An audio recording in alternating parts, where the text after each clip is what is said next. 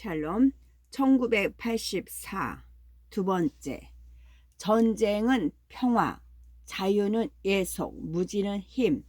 그런데 사람들 눈에 와 닿은 충격이 너무 선명한 탓인지 빅브라더의 얼굴이 곧바로 지워지지 않고 몇 초 동안 스크린에 그대로 남아있는 것처럼 보였다. 갈색 머리의 자그마한 여자가 자기 앞에 의자 등받이에 몸을 갖다 대고는 나의 구세주여라고 떨리는 목소리로 중얼거리면서 스크린을 향해 양팔을 벌렸다. 그러고는 두 손으로 얼굴을 감쌌다. 기도를 하고 있는 것 같았다. 그때 모든 사람들이 빅브라더, 빅브라더, 빅브라더라는 창가를 낮고 느린 가닥으로 반복해서 부르기 시작했다. 빅과 브라더 사이가 길게 늘어지면서 이어지는 그 장중한 합창은 마치 야만인들이 맨발로 춤추며 쳐대는 북소리를 배경음악으로 깔고 있는 듯했다. 사람들은 30초 동안 계속 똑같은 소리를 냈다. 그것은 도저히 감정을 주체할 수 없는 순간에 흔히 부르는 일종의 후렴이요. 빅브라더의 지혜와 위엄에 대한 장가였다. 하지만 그보다는 리드미컬한 소리로 교묘하게 의식을 말살시키는 자기 체면 같은 행위였다. 교묘하게 의식을 말살시키는 자기 체면 같은 행위였다. 윈스턴은 오장이 얼어붙는 것 같았다. 2분 중후 때는 그도 다른 사람들처럼 광란에 도가니에 빠져들지 않을 수 없었지만 빅브라더, 빅브라더라는 비인간적인 노래를 하는 순간에는 온몸에 소름이 쫙 끼쳤다. 물론 그 자신도 다른 사람들과 함께 노래를 불렀다. 그럴 수밖에 없었기 때문이다. 자신의 감정을 속이고 태연을 가장하여 다른 사람들이 하는 대로 따라하는 것은 본능적인 반사작용일 수 있다. 그러나 자신의 눈에 의해 그 같은 위장 사실이 폭로되는 순간이 반드시 있게 마련이다.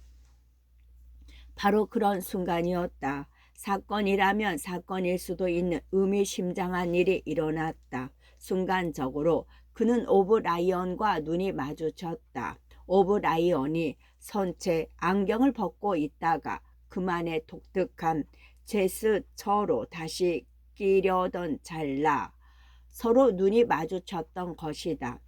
그때 윈스턴은 브라언이 자신과 똑같은 생각을 하고 있다는 것을 알아챘다. 그랬다. 그는 분명하게 그 사실을 알아챘다. 둘 사이에 무언의 대화가 오간 게 확실했다. 두 사람은 마음의 문을 열고 서로의 생각을 눈으로 전하고 있는 듯했다. 나는 당신 편이요. 당신이 뭘 생각하고 있는지 나는 다 알고 있어. 또 당신이 뭘 경멸하고 증오하며 혐오하는지도 다 알고 말이요. 하지만 걱정하지 마시오. 나는 당신 편이니까 라고 오브라이언이 말하는 것 같았다. 그런데 곧 그 지성의 눈빛은 사라지고 오브라이언의 얼굴은 다른 사람들처럼 불가사의한 표정이 되어버렸다. 그것이 사건의 전모였고 그래서 윈스턴은 그런 일이 진짜 일어났는지 알쏭달쏭했다. 그 일은 어떤 결과도 초래하지 않았다. 그들 사이에 일어났던 일은 단지 자신 외에 또 다른 당의 적이 있다는 믿음이나 희망을 갖게 하는 것일 뿐이었다. 어쩌면 방대한 지하 조직이 있다는 소문이 사실일지도 몰랐다. 요컨대 형제단이 정말로 있을지도 몰랐다. 체포와 자백과 처형이 끊임없이 이어지는 상황이었지만 그렇다고 형제단의 존재가 단순히 신화가 아니라고 확신할 수는 없었다. 윈스턴은 그 존재를 어떤 때는 믿고 또 어떤 때는 믿지 않았다.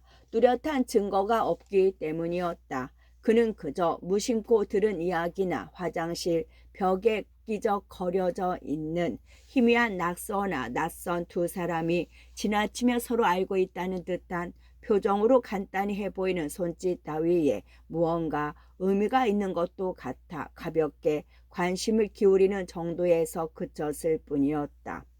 그에게는 그 모든 것이 추측이고 상상에 맡길 수밖에 없는 일이었던 것이다. 윈스턴은 오브라이언을 더 이상 쳐다보지 않고 사무실로 돌아왔다. 그는 오브라이언과 순간적으로 접촉한 사실에 대해 더 깊이 파고들고 싶지 않았다. 그렇게 하는 것은 매우 위험할 수도 있는 일이었다. 그들은 겨우 1, 2초 동안 서로 모호한 눈빛을 주고받았을 뿐이고 그것이 이 이야기의 끝이었다. 그러나 혼자 폐쇄된 고독 속에서 살아야만 하는 사람에게는 이런 것도 기억할 만한 사건이었다. 윈스턴은 몸을 세워 똑바른 자세를 취했다. 한 차례 트림이 났다. 뱃속에 든 술이 넘어올 듯 메스꺼렸다. 윈스턴은 노트로 눈길을 돌렸다. 순간 그는 무기력하게 앉아서 생각에 잠겨 있는 동안에도 자신이 무의식 중에 글을 쓰고 있다는 사실을 깨달았다. 이번에는 전처럼 서툰 글씨가 아니었다. 그는 펜을 쥐고 매끄러운 종이 위에 끔찍한 대문자로 보기 좋게 다음과 같이 똑같은 글을 되풀이하여 써서 빈 반 페이지를 채웠다. 빅브라더를 다도하자. 빅브라더를 다도하자. 빅브라더를 다도하자. 빅브라더를 다도하자. 그는 후회의 고통을 느끼지 않을 수 없었다. 하지만 그래봤자 부질없는 짓이었다. 어차피 그런 특이한 낱말을 되풀이해서 쓴 것보다 일기를 쓰기 시작한 게 더 위험한 일이었다. 잠시나마 그는 망쳐버린 페이지를 찍고 일기를 쓰는 일마저 포기해야겠다는 생각을 했다. 그러나 일기 쓰기를 포기하지는 않았다. 그렇게 하는 것 역시 부질없는 짓이라는 걸 잘 알고 있기 때문이었다. 그가 빅브라더를 타도하자라고 썼든 안 썼든 다를 것은 하나도 없었다. 마찬가지로 그가 일기를 계속 써 나가든 그만 포기하든 다를 것이 없으리라. 이래저래 사상 경찰은 그를 똑같이 다룰 것이다. 설령 펜을 들지 않았다고 해도 그는 이미 다른 모든 사소한 죄까지 포함한 본질적인 범죄를 저질렀다. 요컨대 사상죄를 저질렀던 것이다. 사상죄는 영원히 은폐할 수가 없다. 얼마 동안 심지어 몇 년 동안 교묘하게 숨길 수 있을지 모르지만 끝내는 발각되고 만다. 사상범 체포는 항상 밤에만 이루어진다. 갑자기 잠을 깨워 마구 흔들거나 어깨를 거칠게 휘어잡는 우악스러운 손, 눈에 들이대는 불빛, 침대 주위에 험상궂은 얼굴들은 있어도 대부분의 경우 재판과 체포에 대한 보고서 따위는 없다. 사람들은 언제나 밤중에 사라져 버린다. 사라진 사람의 이름은 등록부에서 지워지고 그에 관한 모든 기록도 삭제된다. 그가 한때 존재했다는 사실도 부인되고 끝내는 완전히 잊히고 만다. 그러니까 그는 아예 없어져 버리는데 이런 것을 두고 흔히 증발했다라고 말한다. 윈스턴은 잠시 동안 신경질이 났다. 그는 급하게 글씨를 휘갈겨 쓰기 시작했다.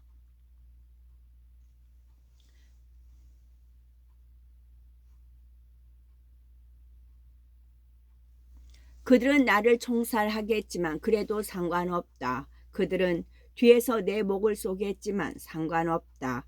빅브라더를 타도하자. 그들은 언제나 뒤에서 목을 쏜다. 하지만 나는 상관없다. 빅브라더를 타도하자. 그는 가벼운 수치심을 느끼며 펜을 놓고 의자에 등을 기댔다. 그때 문 쪽에서 노크 소리가 들렸다. 순간 그는 화들짝 놀랐다. 벌써? 그는 생쥐처럼 잠자코 앉아서 누구든 상관없으니까 한 차례만 문을 두드리고 그냥 돌아갔으면 좋겠다는 생각을 했다. 그러나 그것은 부질없는 기대였다. 노크 소리가 계속해서 들렸다.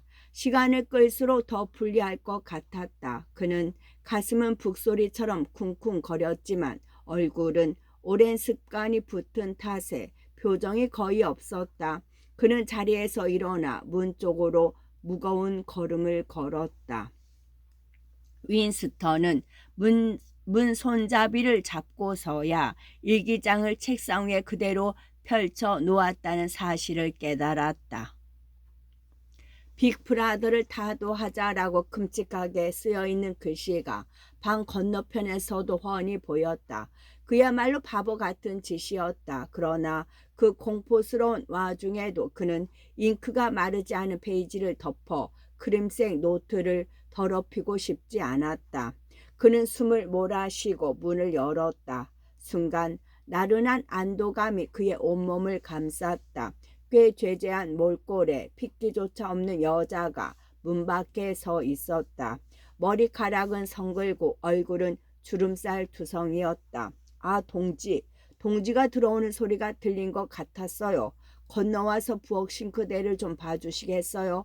파이프가 막힌 것 같은데. 여자가 속상한 듯 코 맹맹이 소리로 말했다.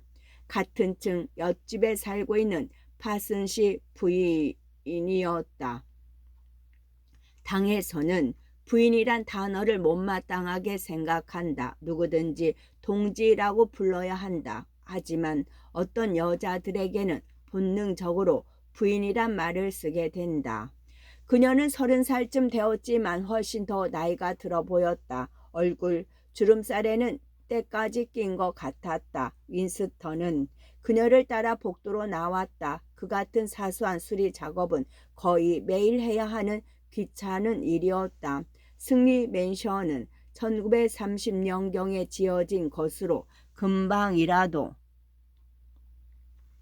허물어질 듯 낡은 건물이었다. 천장과 벽에서는 횟가루가 계속해서 떨어졌고 수도관은 얼 때마다 터졌으며 지붕은 눈만 오면 새곤 했다. 게다가 난방 장치는 에너지 전략을 이유로 아예 잠가두거나 사용하더라도 스팀은 반밖에 들어오지 않았다. 그런 것들의 수리는 스스로 하지 않을 경우 멀리 떨어진 당국의 허가를 받아야 한다. 그런데 창문 하나 고치는데도 2년은 좋게 걸린다. 하필 이럴 때 톰이 집에 없지 뭐예요. 파슨스 부인이 분명치 않은 목소리로 말했다. 파슨씨의 방은 윈스턴의 방보다 컸지만 어딘지 모르게 우중충했다. 그런데다 마치 커다란 맹수들이 휩쓸고 지나간 듯 모든 것이 어질러져 있어서 어수선했다. 바닥에는 하키스틱, 권투장갑, 터진 축구공 같은 운동용구들과 땀에 젖은 채 뒤집힌 운동복 등이 아무렇게나 너부러져 있었고 탁자 위에는 더러운 접시들과 너덜너덜한 운동 관련 서적들이 흩어져 있었다. 그리고 벽에는 청년연맹과 스파이단의 깃발과 함께 빅브라더의 커다란 포스터가 붙어 있었다.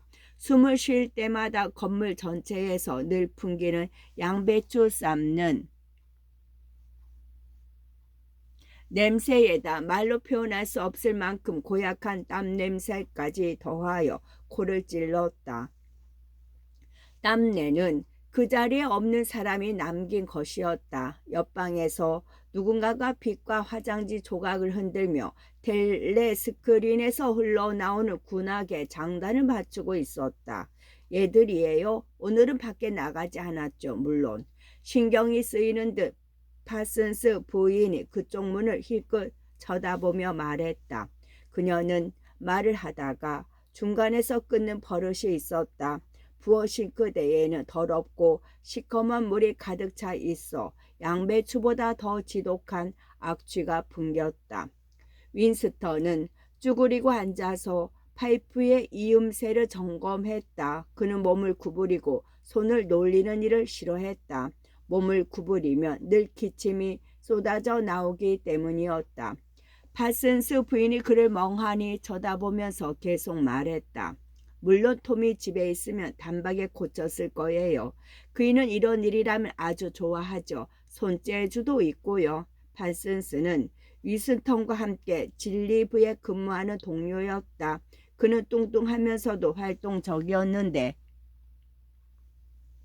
바보처럼 어리석은 데다 맹목적인 열성 분자였다. 당의 안정성은 사상 경찰보다 아무런 이의를 제기하지 않고 헌신적으로 충성하는 이런 유의 인간들에 의해 유지되는 셈이었다. 파슨스는 35살 때 본의 아니게 청년연맹에서 쫓겨난 적이 있었다.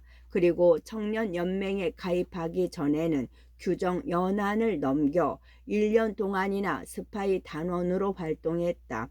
그는 진리부에서는 머리를 쓰지 않아도 되는 하급 자리에 채용되었지만 그 반면에 체육위원회라든가 단체 행군, 시위, 저축운동 그리고 자발적인 활동을 조직하는 각종 위원회의 지도적인 인물이었다.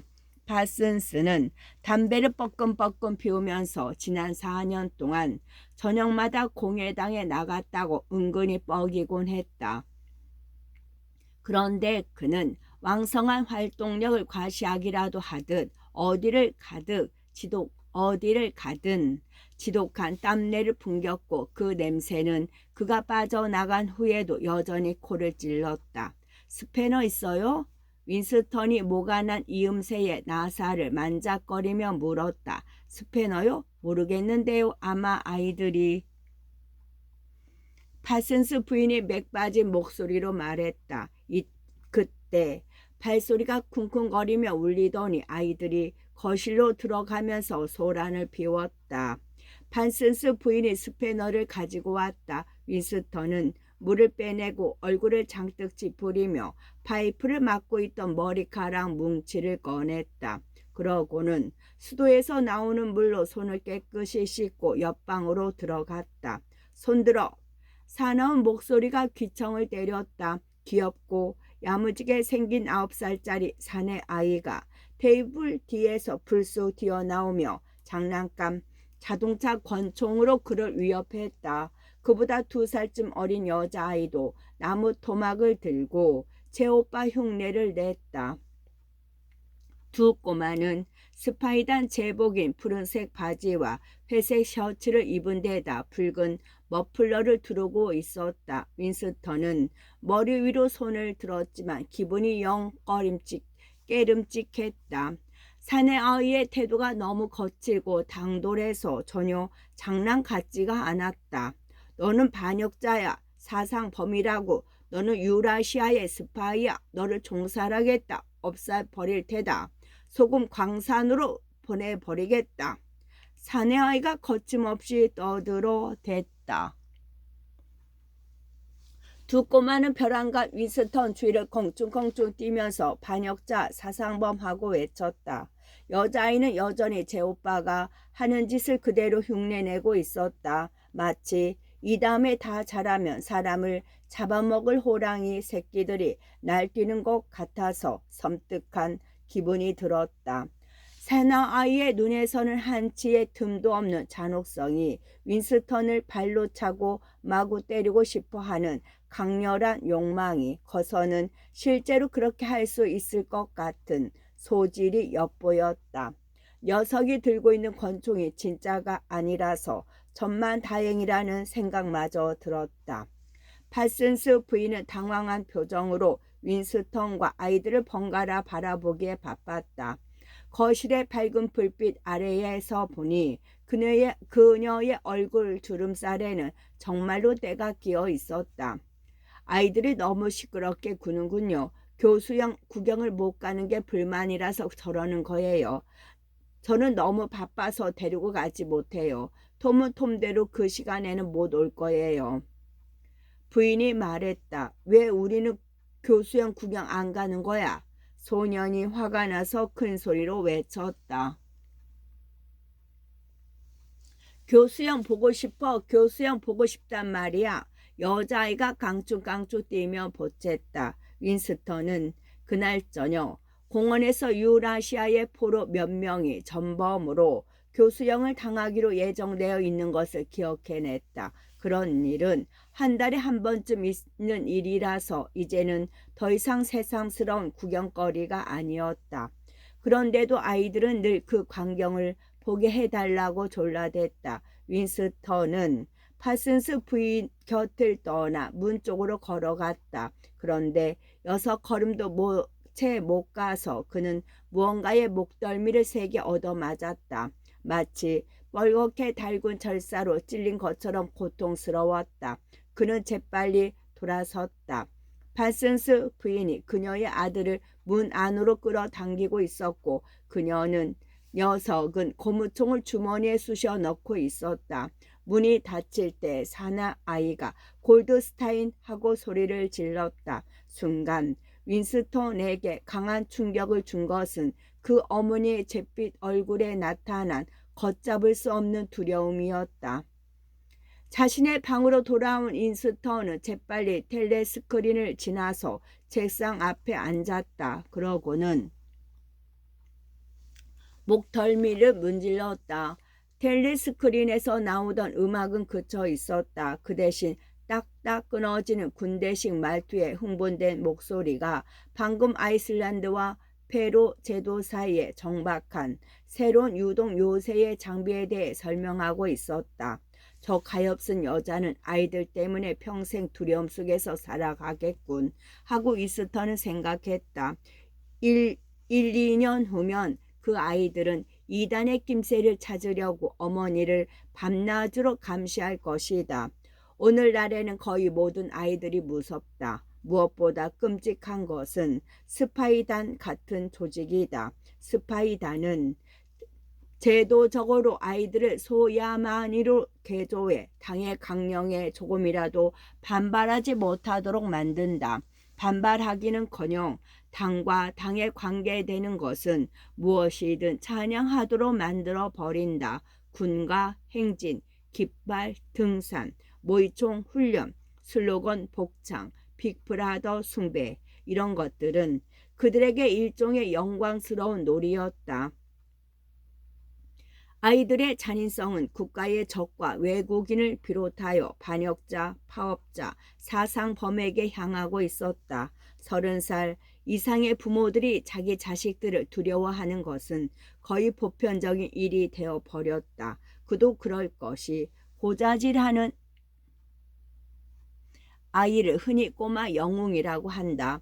부모의 대화에서 어떤 위험한 말을 슬쩍 엿듣고는 사상 경찰에 고발했다는 기사가 일주일이 멀다 하고 타임스에 실리기 때문이었다.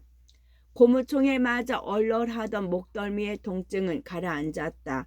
윈스턴은 내키지 않는 마음으로 펜을 들고는 일기에 쓸 것이 더 있는지 곰곰이 생각했다. 그러다 문득 오브라이언을 다시 떠올렸다. 몇 년 전, 정확히 얼마나 됐을까? 아마 7년쯤 되었을 것이다. 그는 캄캄한 방 안을 걷는 꿈을 꾸었다. 그런데 그가 걸을 때 옆에 앉아있는 사람이 우리는 어둠이 없는 곳에서 만날 거요 라고 말했다. 그 목소리는 조용하면서도 단조롭게 들렸는데 그것은 명령이라기보다 그저 평이하게 짓거리는 말이었다.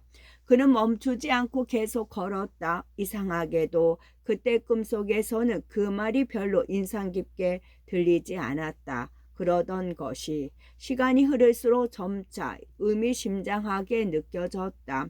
그가 오브라이언을 처음 본 것이 그 꿈을 꾸기 전인지 후인지는 잘 생각나지 않았다. 그 꿈속의 목소리가 오브라이언의 것이라고 처음으로 생각한 것도 언제인지 기억나지 않았다. 하지만 어쨌든 그 목소리의 주인공이 누구인지 알아냈다. 어둠 속에서 그에게 말한 사람은 오브라이언이었던 것이다. 윈스턴은 오브라이언이 자기 편인지 적인지 확실하게 구별할 수 없었다. 오늘 아침 눈이 마주치고 난 후에도 그러기는 마찬가지였다. 그런데 자기 편인지 적인지를 가리는 것이 그렇게 중요한 문제는 아닌 것 같았다. 그들은 우정이나 당원으로서의 동지애보다 더 중요한 이해심으로 맺어진 사이였다. 오브라이언은 분명히 우리는 어둠이 없는 곳에서 만날 거요 라고 말했었다. 위스턴은 그 말이 무슨 뜻인지 알 수 없었다. 단지 그 말대로 될 것이라는 확신만 설 뿐이었다. 텔레스크린에서 흘러나오던 목소리가 멈추는가 싶더니 맑고 아름다운 트럼펫 소리가 침울한 분위기를 깨뜨렸다. 그리고 이내 귀에 거슬리는 목소리가 계속해서 흘러나왔다. 알립니다. 알립니다. 방금 말라바 전선에서 들어온 긴급 뉴스입니다. 우리 군대가 남인도에서 영광의 승리를 거두었습니다.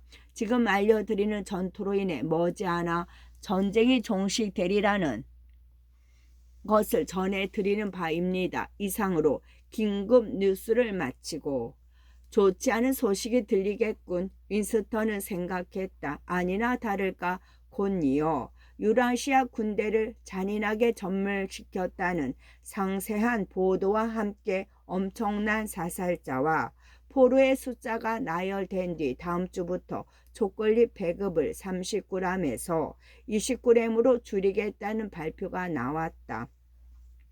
윈스턴은 다시 트림을 했다. 술이 깨면서 허전한 기분이 들었다. 텔레스크린에서는 승전을 축하하기 위해서인지 아니면 줄어든 초콜릿 배급에 대한 미련을 달래기 위해서인지 벼랑간 오세아니아 그대를 위해가 요란하게 흘러나왔다. 이런 때는 모두가 차례 자세로 서 있어야 한다. 하지만 그는 지금 텔레스크린이 감시할 수 없는 위치에 있었다. 오세아니아 그대를 위해가 끝나자 경음악이 흘러나왔다. 윈스턴은 창가로 가서 텔레스크린을 등지고 섰다. 날씨는 여전히 쌀쌀하면서 맑았다. 어딘가 먼 곳에서 로켓 폭탄이 폭발하는 둔중한 소리가 들려왔다. 최근 런던에는 일주일에 30개씩이나 폭탄이 떨어졌다. 거리 저쪽에서 찢어진 포스터가 바람에 벌려겨 영사란 글자가 보이다 안 보이다 했다. 영사의 신성한 강령, 신호, 이중사고, 과거의 무상함. 윈스턴은 마치 기괴한 세계에서 자신도 괴물이 되어 길을 잃은 채 깊은 바닷숲을 헤매는 듯한 기분을 느꼈다. 그는 혼자였다. 과거는 죽었고 미래는 예측할 수 없었다. 지금 살아있는 사람 중 단 한 명이라도 내 편이 있을까? 당의 통치가 영원히 지속되지 못하리라는 걸 도대체 어떻게 알 수 있단 말인가? 그에 대한 대답이라도 하듯 진리부의 하얀 건물에 나붙은 세 가지 슬로건이 그의 눈에 들어왔다. 전쟁은 평화, 자유는 예속, 무지는 힘. 그는 25센트짜리 동전 한 입을 주머니에서 꺼냈다. 거기에도 조그만 글씨로 똑같은 슬로건이 선명하게 박혀 있었다. 그리고 그 뒷면에는 빅브라더의 얼굴이 새겨져 있었다. 동전에 있는 빅브라더의 눈마저 그를 노려보았다. 빅브라더의 눈은 동전, 우표, 책표지, 깃발, 포스터, 담뱃값 등 그 어디에나 있었다. 늘 그 눈이 감시를 하고 그 목소리가 포유했다. 잘 때든 깨어 있을 때든 일을 하든 식사를 하든 집안에서든 밖에서든 목욕을 할 때든 침대에 누워 있을 때든 상관없었다. 빅브라더로부터 벗어나기란 불가능했다. 몇 입방 센티미터의 해골 속 외에는 자기 자신이라는 것이 없었다. 태양의 위치가 바뀌자 진리부의 수많은 창문에는 더 이상 햇빛이 비치지 않았다. 창문이 마치 요새의 총구멍처럼 으스스하게 보였다. 그 거대한 피라미드 건물을 보노라니 가슴이 저절로 움츠러들었다. 어찌나 튼튼해 보이는지 폭풍이 몰아쳐도 끄떡없을 것 같았다. 아니, 수천 개의 로켓 폭탄을 떨어뜨려도 부서지지 않을 듯했다. 윈스턴은 과연 자신이 무엇을 위해서 일기를 쓰는지 다시 한번 생각해 보았다. 미래를 위해서, 과거를 위해서, 아니면 가상의 시대를 위해서인가? 그의 앞에는 죽음이 아니라 무가 있을 뿐이다. 일기는 죄로 변할 것이고 그 자신은 어디론가 증발되어 버릴 것이다. 사상 경찰만이 그의 일기장을 없애기 전에 한번 읽어볼 것이다. 자신의 흔적도 사라지고 종이에 끼적거린 익명의 글마저 실물로 존재할 수 없는데 도대체 무엇을 어떻게 미래에 호소할 수 있단 말인가. 텔레스크린이 14시를 알렸다. 10분 이내에 출발해야 한다. 14시 30분까지 사무실로 돌아가 있지 않으면 안 된다. 희한하게도 시간을 알리는 종소리가 그의 기분을 전환시키는 것 같았다. 그는 아무도 귀담아 듣지 않는 진실을 말하는 외로운 유령이었다. 어쨌거나 완곡하게 진실을 말하는 한 그 발언은 계속될 수 있을 것이다. 후대의 인간에게 남겨줄 유산은 말을 들려주는 것보다 건전한 정신을 유지하게 하는 것이리라. 그는 책상으로 돌아가 펜에 잉크를 묻히고 글을 쓰기 시작했다.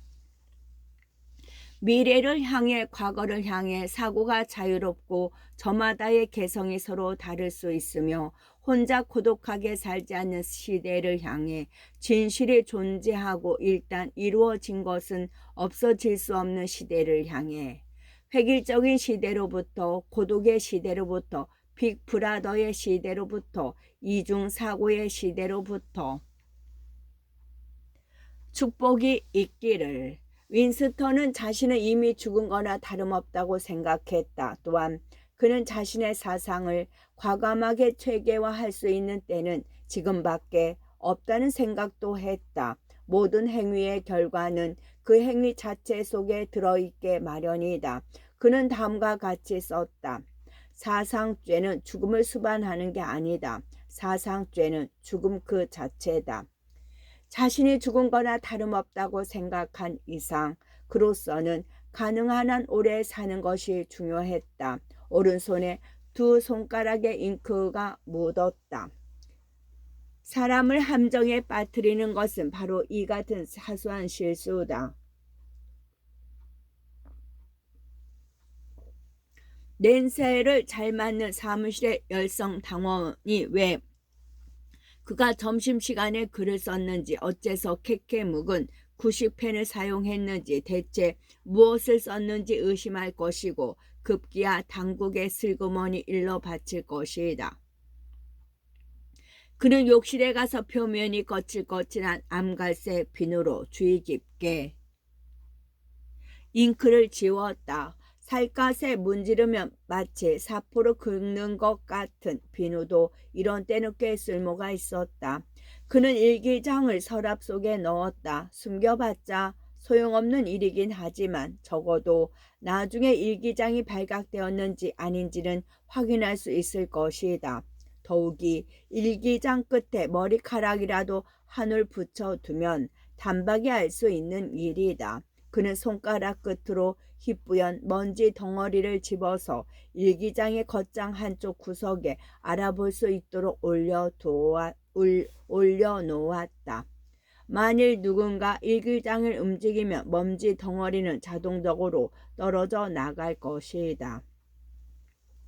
윈스턴은 어머니 꿈을 꾸었다. 어머니가 사라진 것은 그가 10살인가 11살 때였다. 어머니는 눈부신 금발에 키가 크고 몸매가 균형 잡힌 데다 조용하면서도 행동이 느린 여자였다. 그리고 그가 어렴풋이 기억하기로 아버지는 피부가 검고 야윈 편이었는데 언제나 검정 양복을 말쑥하게 차려입고는 안경을 끼고 다녔다. 윈스턴은 특히 아버지의 얇은 구두창에 대한 기억이 생생했다.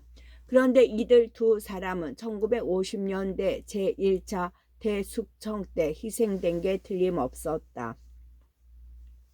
꿈속에서 어머니는 여린 여동생을 껴안은 채 그가 있는 곳의 아래쪽 깊숙한 곳에 앉아 있었다. 여동생에 대해서는 자그맣고 허약한 아이로 언제나 말이 없는 가운데 커다란 눈망울만 깜빡이고 있었다는 것밖에 기억나지 않았다. 어머니와 여동생이 그를 올려다보고 있었다. 두 사람이 있는 곳은 지하였다. 정확하게는 샘 바닥이나 깊은 무덤 속 같은 데였다. 그런데 그곳은 그와 멀찍이 떨어진 아래쪽인데도 계속 더 아래로 내려가고 있었다. 둘은 침무라는 배의 1등 선실에 앉아서 시커먼 물을 통해 그를 올려다보고 있었다. 그 선실 안에는 아직 공기가 있고 그는 두 사람은 그를 볼 수 있었지만 그러는 동안 배가 푸른 물속으로 가라앉아 시야에서 영원히 사라질 것 같았다. 그는 빛과 공기가 있는 바깥 세상에 있는 반면 두 사람은 죽음을 향해 물속 깊이 빠져들고 있었다. 그런데 그가 높은 곳에 있기 때문에 두 사람이 더욱 깊은 곳으로 가라앉는 것이었다. 그는 그런 사실을 잘 알고 있었다. 두 사람도 마찬가지였다. 윈스턴은 두 사람의 얼굴에서 그 사실을 알고 있다는 것을 읽을 수 있었다. 하지만 두 사람의 표정이나 마음속에서 그에 대한 원망의 빛은 찾아볼 수 없었다. 단지 두 사람은 그가 살아남기 위해서는 자신들이 죽어야 하고 그것이 피할 수 없는 숙명이라는 걸 알고 있는 듯했다. 그는 꿈속에서 무슨 일이 일어났는지 정확히 기억할 수 없었다. 하지만 어머니와 여동생이 자기 때문에 희생되었다는 것은 알고 있었다. 대개 깨어난 뒤에도 잊히지 않는 꿈속의 장면은 의식 속으로 파고들어 그것을 기억하는 한 항상 새롭고 가치 있는 일과 생각을 일깨워준다. 지금 이 순간 윈스턴의 마음을 아프게 하는 것은 거의 30년 전에 있었던 어머니의 죽음이 말로 다 표현할 수 없을 만큼 처참하고 비극적이었다는 사실이었다. 그는 비극을 옛날, 그러니까 아직 사생활과 사랑과 우정이 있고 부모 형제가 아무런 이해 타산 없이 순수하게 서로 의지하던 시대에나 존재했던 것으로 여겼다. 아무튼 어머니를 떠올리면 그의 가슴은 찢어질 것 같았다. 어머니는 죽는 순간까지 그를 사랑했다. 그는 당시 너무 어린 데다 이기적이기까지 해서 그 사랑에 보답하지 못했다. 어떻게 그 일이 일어났는지 기억할 수는 없지만 어머니는 보이지 않는 불변의 사랑으로 자식을 위해 기꺼이 자신을 희생했다.